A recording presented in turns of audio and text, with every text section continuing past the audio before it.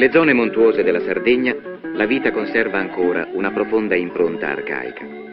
Tutta l'esistenza ruota intorno ad una sola attività, la pastorizia. Un'attività che all'arrivo di ogni inverno costringe i pastori ad abbandonare i loro paesi per seguire gli spostamenti del gregge verso la pianura. Staranno lontani dalle loro case, dalle loro famiglie, sino al ritorno della primavera. E se il momento della partenza, in queste albe fredde, non ha nulla di drammatico, è solo perché il distacco, la separazione, è un elemento essenziale del lavoro del pastore, un'abitudine connaturata al suo genere di vita. Nelle bisacce si ripongono le poche cose indispensabili ad una esistenza la cui legge fondamentale è la sobrietà più austera. Per questo, il primo cibo, quasi l'unico che si porta via con sé, è il pane. Il caratteristico pane dei pastori sardi, arido e secco, che dovrà conservarsi per mesi, quanto durerà la lontananza.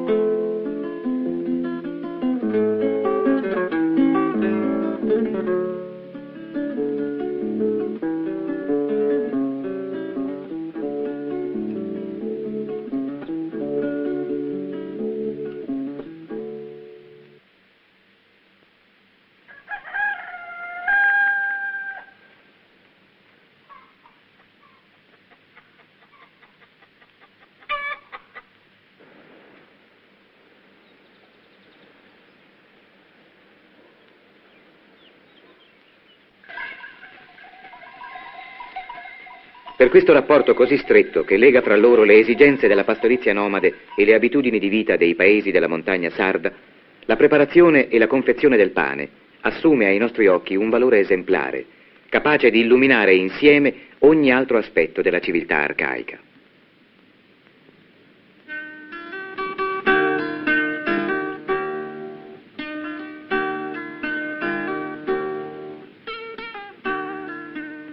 Fare il pane è nella società dei pastori un'attività quasi rituale, consacrata in una fissità di abitudini e di modi in cui si rispecchia l'importanza che essa ha sempre avuto in tutte le comunità più antiche.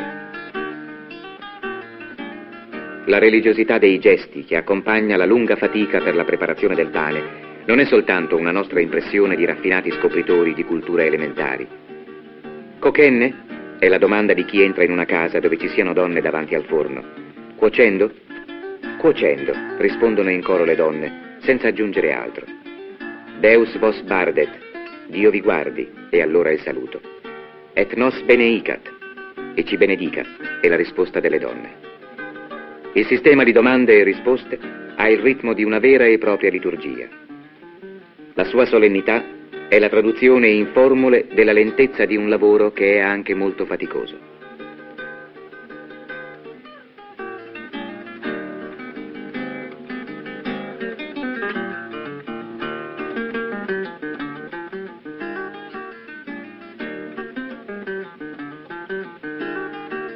A fare il pane si inizia verso sera. Le fasi sono lunghe e laboriose e si andrà avanti fino a notte inoltrata.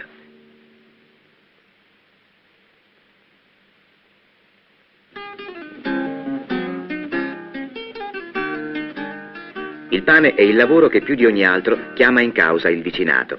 Subihinau, che quasi come la famiglia è un nucleo essenziale di questa civiltà dei paesi pastorali. Quando si fa il pane, tutte le vicine vengono ad aiutare. Un favore che si scambiano a vicenda e ognuna prende silenziosamente il suo posto nel piccolo antichissimo ciclo lavorativo.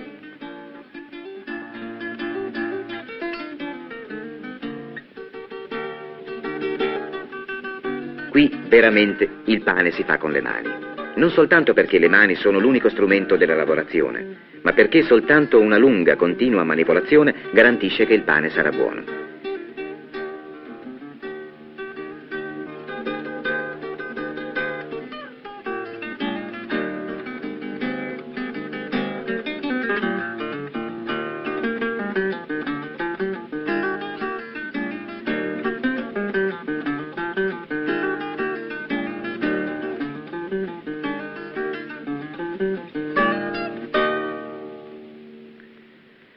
Quando gli abbozzi di focacce sono stati per qualche tempo nelle corbule a lievitare, si torna di nuovo al lavoro. Ogni donna riprende il suo posto, che è sempre lo stesso, non soltanto durante una sola cottura, ma in genere ogni volta che si fa il pane.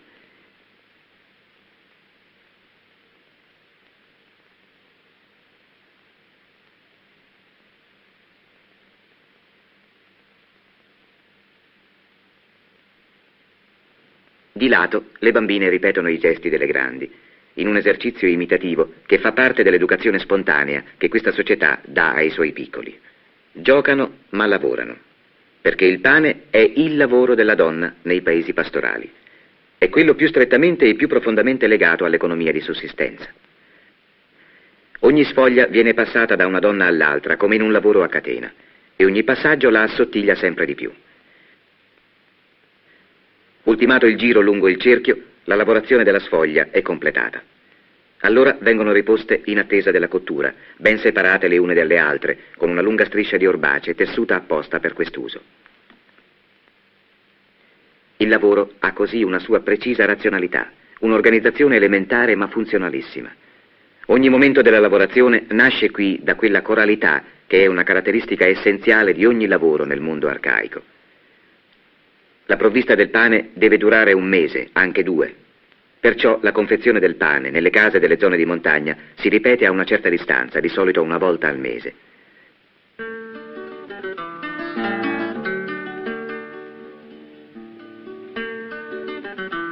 La pasta è ridotta ad un'ostia sottile, di pochi millimetri, e dentro il forno il calore gonfia i pani come dei piccoli otri, leggeri e delicati.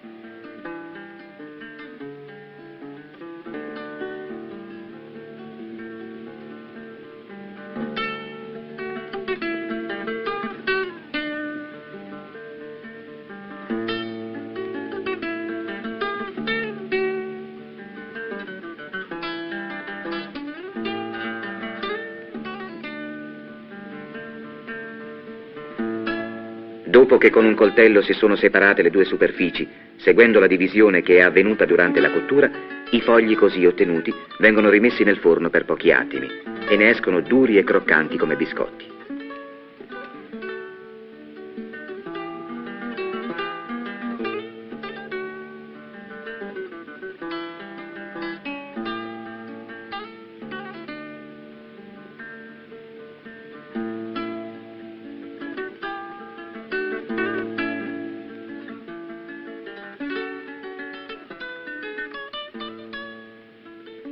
Nella lavorazione del pane si ricostituisce ogni volta, per un attimo, l'antica solidarietà del paese. Quella coesione che un tempo regolava ogni atto di queste comunità isolate ed ora invece si ricrea soltanto intorno ai fatti e ai riti centrali della loro esistenza. Il ritmo del mestiere più antico del mondo, la pastorizia nomade, determina il ritmo di questa società arcaica.